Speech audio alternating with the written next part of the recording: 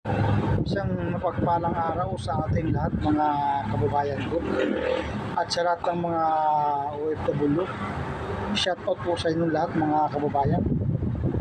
Maraming salamat po sa patuloy niyong suporta sa aking munting YouTube channel. Itong kasirula na ito mga kababayan ay mayroon itong dalawang butas. Ito ay stainless. Mayroon akong tatlong bagay na pwede kong pantapal o kaya panghinang dito sa butas ng kasirula na stainless. Bago ang lahat mga kababayan, huwag niyong kalimutan mag-subscribe sa aking munting YouTube channel. Maraming salamat po. God bless sa inyo lahat.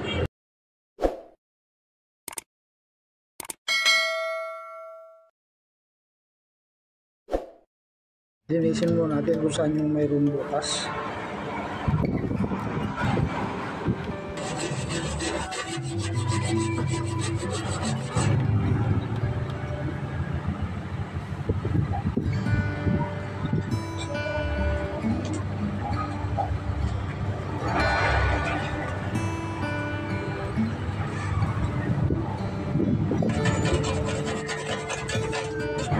Ito ang aking gagamitin pangtapal sa butas ng kaserola. Ito yung pinakalalagyan ng kape mga kababayan. Maggupit lang tayo ng kasya doon sa butas. Pwede natin siyang dublehin para tumagal. Pwedeng labas loob ang lagay natin mga kababayan. Pang emergency lang ito. Halimbawa nagluluto kayo, biglang nabutas yung kaldero nyo, kawali, kaserola, pwede nyo gawin ito sa inyong mga bahay mga kababayan. Bumili lang kayo ng kape, kahit anong kape pwede pantapal sa butas ng kaldero, kawali, kaserola.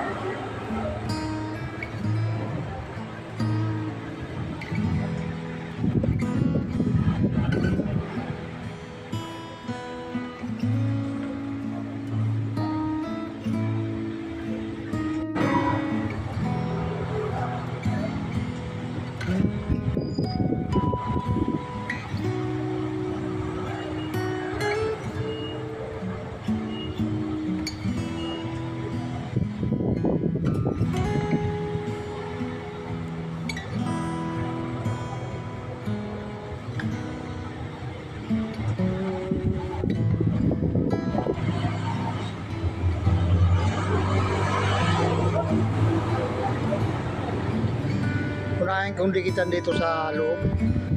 Ang gagawin nyo mga kababayan, painitan nyo muna yung butas bago nyo idikit yung pinakalalagyan ng kape. Kaya mainit na, ilagay na natin yung pantapal natin. Kapag malamig yan kabayan, hindi siya didikit, kaya kailangan initin bago natin ilagay yung pantapal. Lagyan pa natin ng isa para siguradong hindi siya tatagas.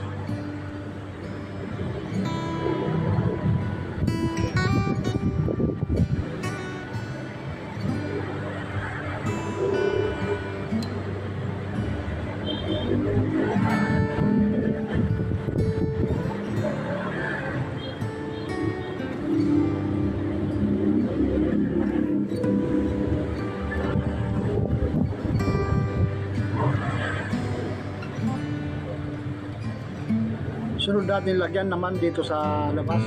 Pero din ang gagawin natin mga kababayan, painitan lang natin yan bago natin idikit yung pantapal.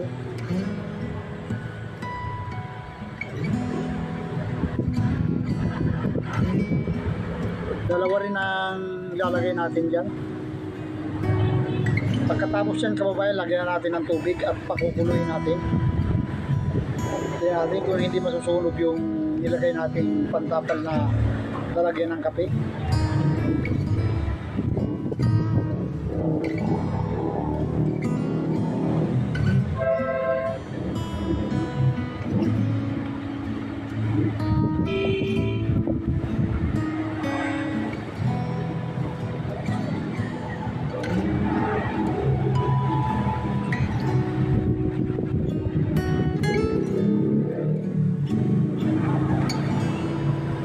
tapos na.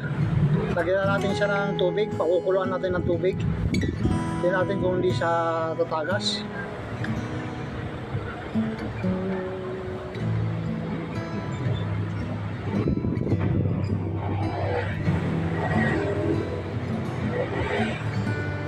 Wala siyang tulo.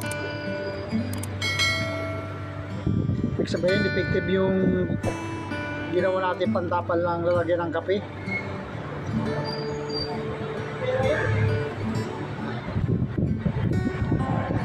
Pakukuluan natin.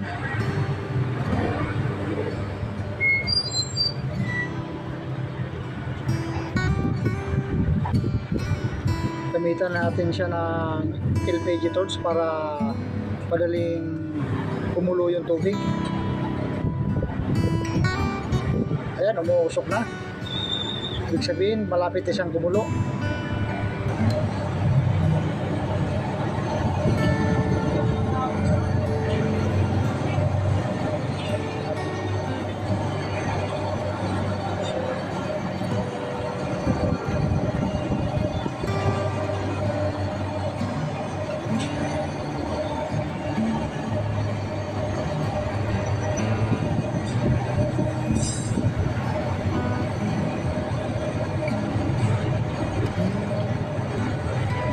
Kumulo na yung tubig.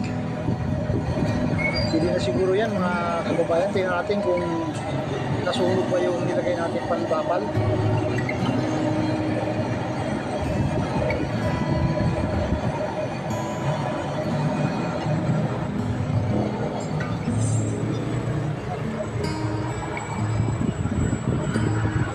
Okay, kumulo na siya.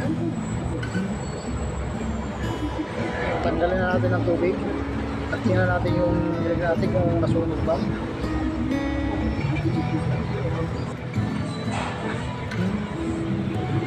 Ayun, ayos yung sa loob, hindi siya yung sa labas, hindi rin siya natuklap, hindi rin siya nasunog.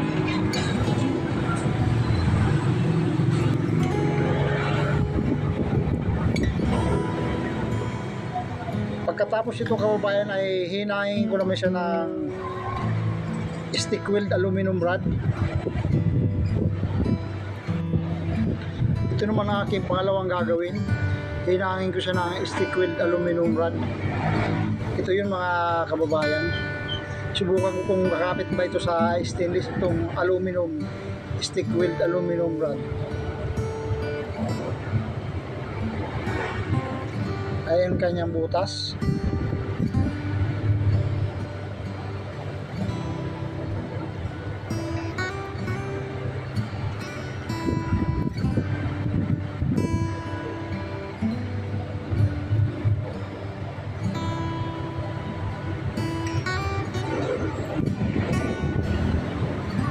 Painitin din natin yung kasirola bago natin hinangin.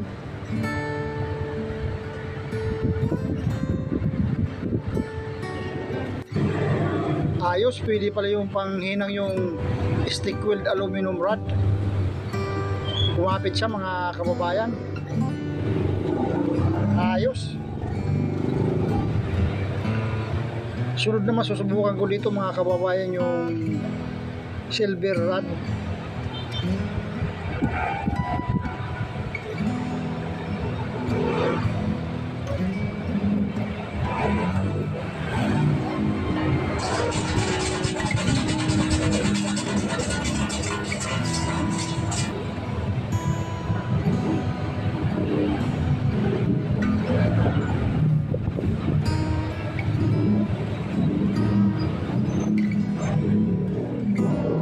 Ayos mga kababayan, nahinan natin ng aluminum. Ito naman ang tawag dito mga kababayan ay silver rod. Ito naman susubukan ko panghinan, silver rod.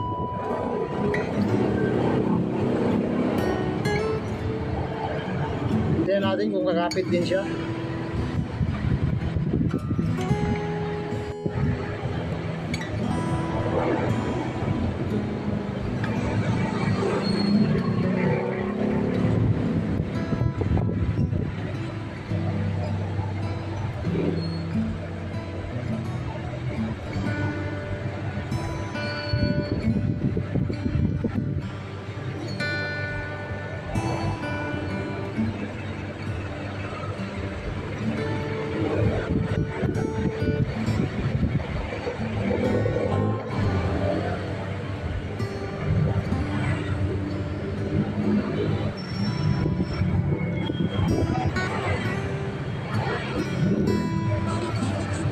ayos kabayan, kumapit din yung paghinan natin na silver rod. Ngayon naman kababayan, testingin natin kung hindi sa tutulo. Ayun kababayan, kita nyo naman hindi sa tumutulo. Ayos na ayos kababayan, wala siyang tulo.